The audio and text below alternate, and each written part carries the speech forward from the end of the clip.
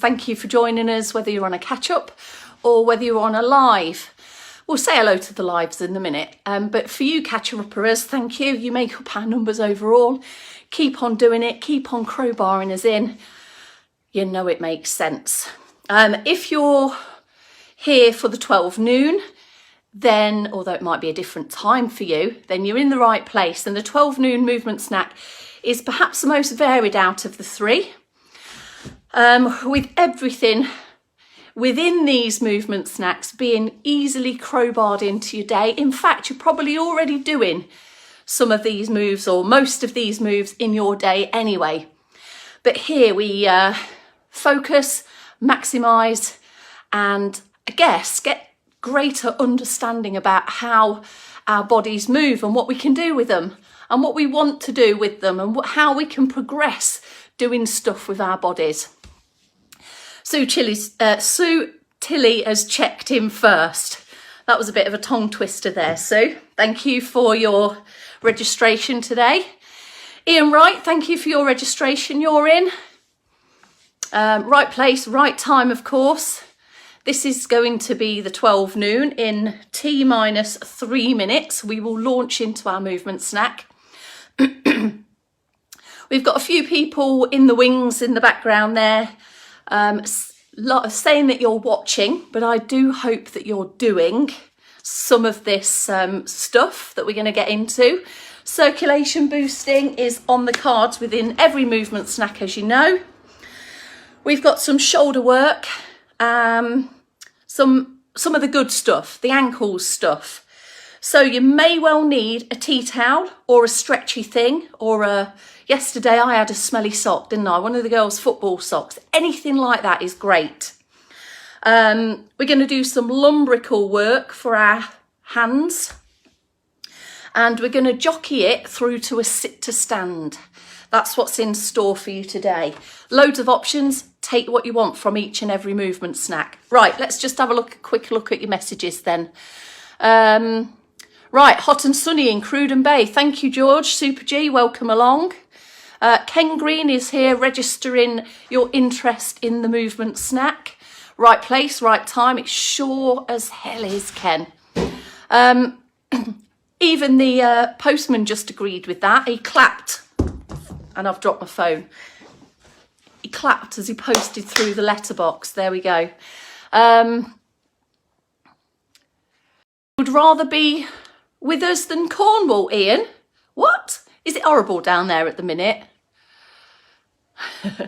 Right, Vivian Dickinson's in. Tesco order put away. So you've done some bending, reaching, twisting, cuppa in hand. So a quick sneaky cuppa before the lunchtime snack. This is your kind of starter for your lunchtime actual snack. I bet we are for some of you. 59, we're almost there. So we'll continue today into the 4 p.m, obviously at 4 p.m, and I'll see you then. You've got a double Kels today with a Dave for your starter. Beck seems to have had a lovely time, or having a lovely time wherever she is. St Austell, I think. It's down there near the seaside anyway, isn't it? I think I've got the bum deal for these courses that we teach on behalf of Later Life Training. Beck seems to have given herself the St Austell gig. And what do I get? Northampton and Kirkby. Why can't I go to the seaside? Greetings to you, Sheila Day and Margaret Wood. And it's 12 noon, so we're going to get started. Just before we do so, have a quick check around your area. Make sure that you've got some external support around you, should you need it to support your balance in standing, and that your chair is in a good state of repair. I'd still need to glue mine. And it's firm and sturdy. Right. 3, 2, 1. Good afternoon and welcome. It is Tuesday, the 15th of June 2021. Another beautiful day here in Leicestershire. Hopefully it's doing the same for you. And I'm Kelsey Leverton, and I bring you this movement snack experience from Later Life Training. Shall we do this?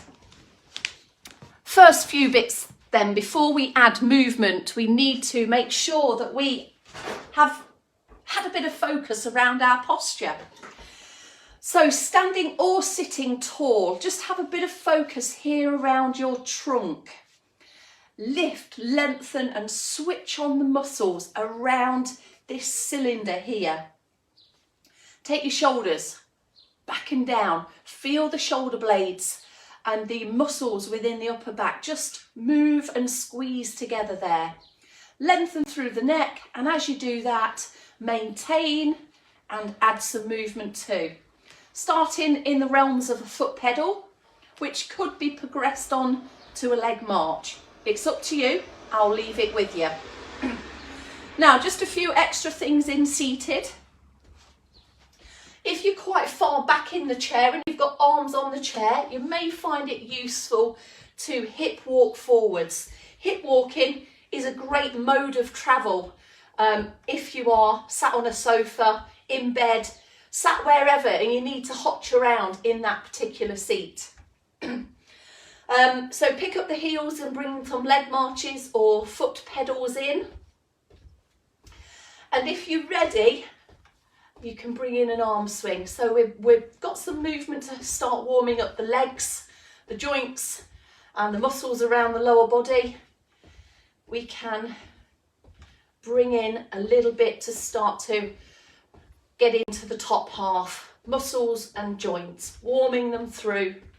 If you're in standing, you may prefer to keep hold of your support, and that can be to the front of you, which allows a bit of a better switch from one side to the other, or you can have some support maybe to the side of you. If you don't need your support, off you go into using both arms, both legs. Coordinated activity this in the means that we need to perhaps focus on opposite arm and leg in a similar fashion that you'd walk. You'd walk with an arm swing which is in opposition to your leg stride. And if you want to move faster, if you're walking along the street and you want to walk faster, then some arm movements might come into play, which look a bit like what we're doing now.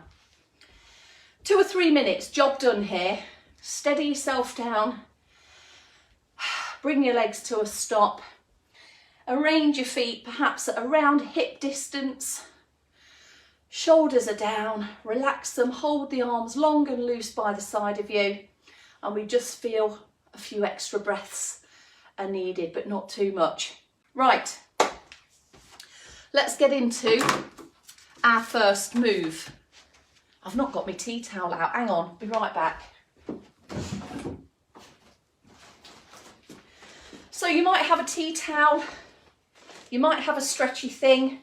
You might not want to use these today if you worked pretty hard with the upper back strengthening move yesterday. So it's good not to do too much challenging strengtheners all in back to back. So if you like, you can do or stay with a few of these. Just imagining the grip there, taking the arms wide and taking the elbows back. Just moving in and out of this motion. Elbows are quite low and tight to the body, drawing them back. Just give your shoulder blades a bit of a squeeze together. If you want to do a few shoulder rolls, then feel free to do so.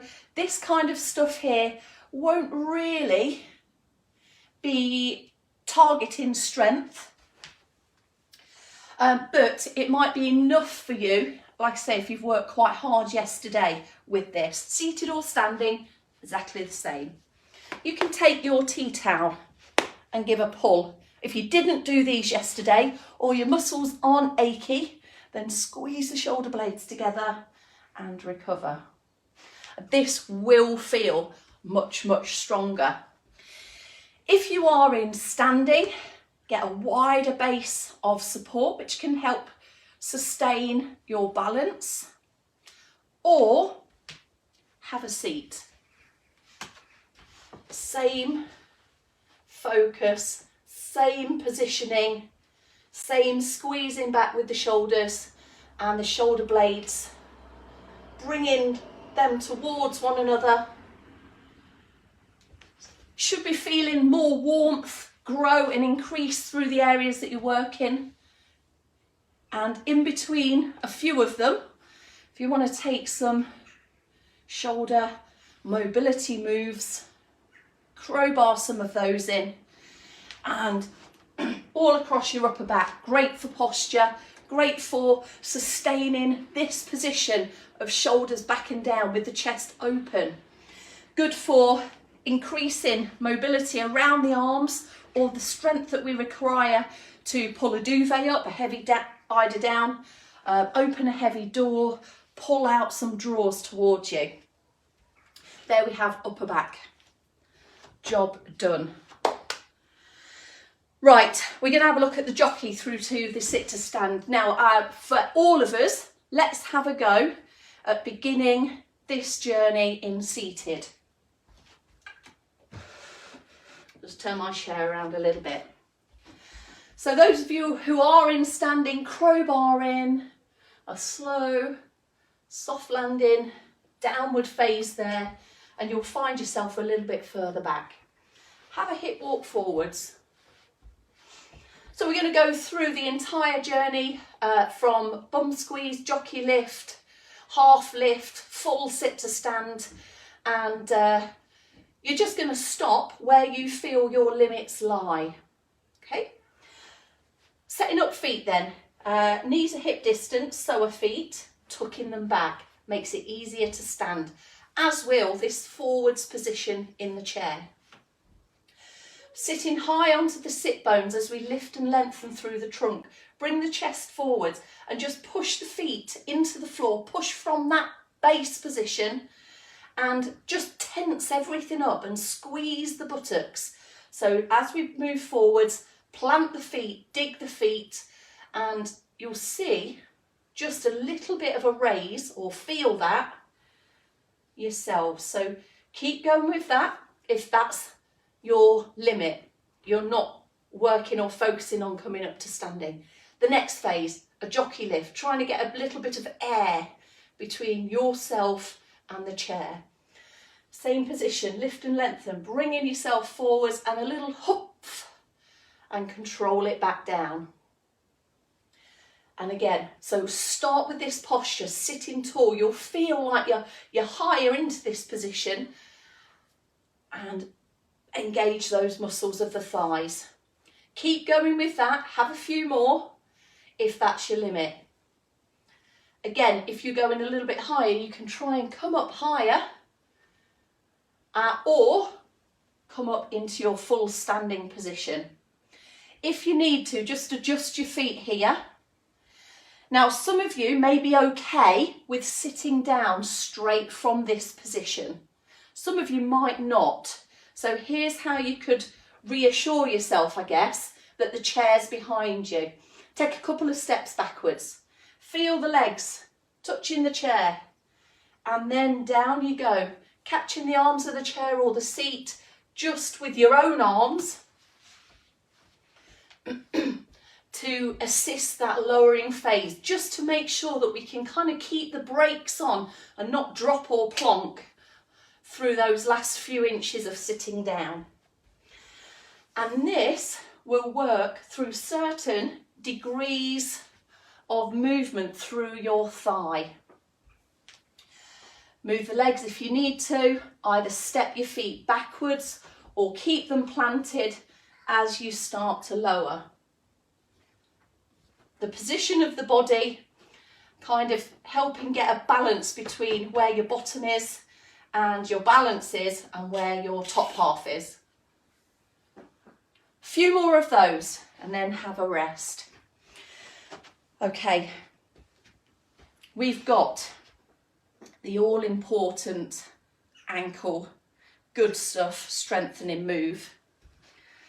I'm going to come in a little bit closer, and from this position I can grab my trusty owl. Now you can either grab your trusty owl or soft cushion or whatever you may have, or just give your tea towel a bit of a scrumple up and get that between your knees. So knees are together, keep on gripping. There we go. Now, it's a bit of an odd one, this one. We're going to move our feet outwards and inwards like window wipers. Before we do that, hop your feet a little bit further forwards. I think my feet have disappeared off the screen. Hang on. So feet a bit further forwards. We've got the knees knocking inwards and we've got the toes knocking inwards as well. Bit of grippage here. The heels stay like pivots on the ground and we brush the feet to the side and then have a go maybe at just lifting. So there's your window wipers gone out and here's your window wipers travelling in. You can lift the toes there if you can as well. And you'll feel loads of the good stuff going on around your ankles. Around the outside and the inside of the ankles. Now that feels quite tough for me, lifting the toes there. So I'm going to bring my feet a bit further forwards. And look, just that little adjustment makes that lift a bit more successful. So this is your Charlie Chaplin foot position. And this is your duck feet, your pent toes foot position. Lifting in the centre there, holding that lift for a couple of seconds, 3 seconds. Certainly a hold, but no more needed than 5 seconds. And this is all about keeping our ankles strong around the inside and the outside. You may even feel it across the front of your ankles too and on the top of your feet. There we go. Good to have strength in many planes of movement in the feet. We need our feet to do a lot when they're supporting us in standing or more active stuff that we do day to day. And there we have the good stuff, the ankles, good stuff. And our final movement, I have to be careful with this chair because it is the one that I broke the other day. There we go. Successful move there. I'm going to use this. You may have a tabletop that you can use that would be much better. Place your palm. You're probably going to place your palm forwards on the whatever you've got to put your hands on.